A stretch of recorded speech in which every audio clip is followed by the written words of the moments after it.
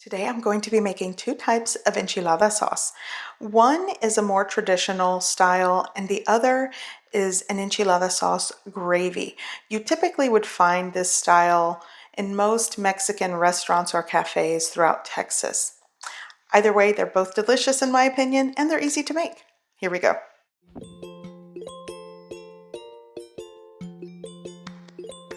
Okay, so to get started, I'm going to make the more traditional sauce. This is the way my grandmother makes it. I'm going to use 8 dried guajillo chiles. I removed the stems and seeds. I'm going to rinse in cold water to remove any dust or debris. And then I'm going to take it over to my stove and bring the pot of water up to a boil. Once it starts to boil, I'm going to shut off the heat, cover with a lid, and let it steep for about 20 minutes or until softened. Once my chilies have softened, I'm going to puree them. I'm going to add all of my chilies to my blender cup, along with 1 1/4 to 1 1/2 cups of the steeping liquid from the pot. Here I have a very small piece of onion, 1 clove of garlic going in, and 2 teaspoons of my chicken bouillon powder, and blend well. My Vitamix purees very well, so I'm not going to strain it, but if you like, you could strain this into your preheated pan.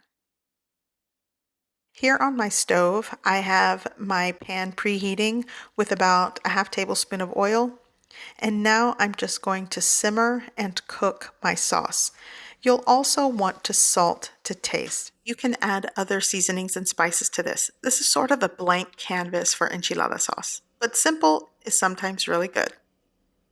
So now that my sauce has simmered for about 10 minutes, I'm going to shut off the heat and set it aside. I'm going to actually store this in the refrigerator for a couple of days, but you can use right away. Here I used this sauce for my abuelita's enchilada recipe.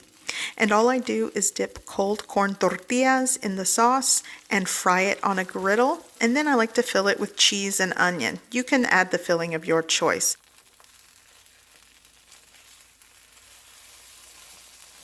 So here is how I plate the enchiladas, and this is my abuelita's enchilada recipe, which I will link that recipe video in the description below.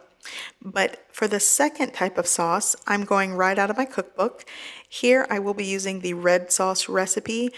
You can check the description below for the link to my cookbook and the recipe video. So what I'm going to do is preheat my pan over medium heat. I'm going to add a 1/4 cup of cooking oil into the pan. Now I'm going to sprinkle in a 1/4 cup of all-purpose flour and give that a mix. And you don't want to cook this for too long, you just want to sort of combine the flour well.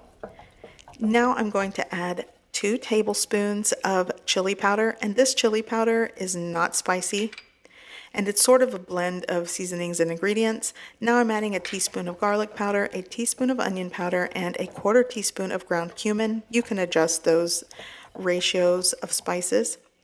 Now that it's combined and mixed, I'm going to add 1 tablespoon of chicken bouillon powder. Give it a mix, and little by little I'm going to add 2 cups of water, and this is going to give me a gravy.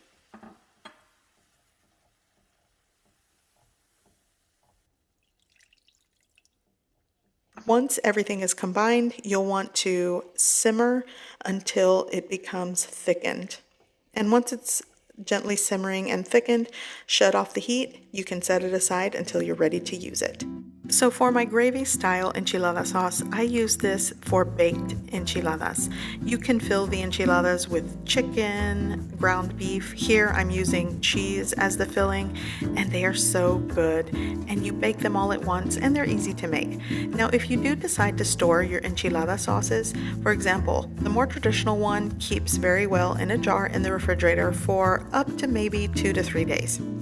Now for the gravy style, you'll have to add a little more broth to reheat it and get it to be runny again, but it all works and it's so good. I hope you give this recipe a try. I hope you like it, and thanks for watching.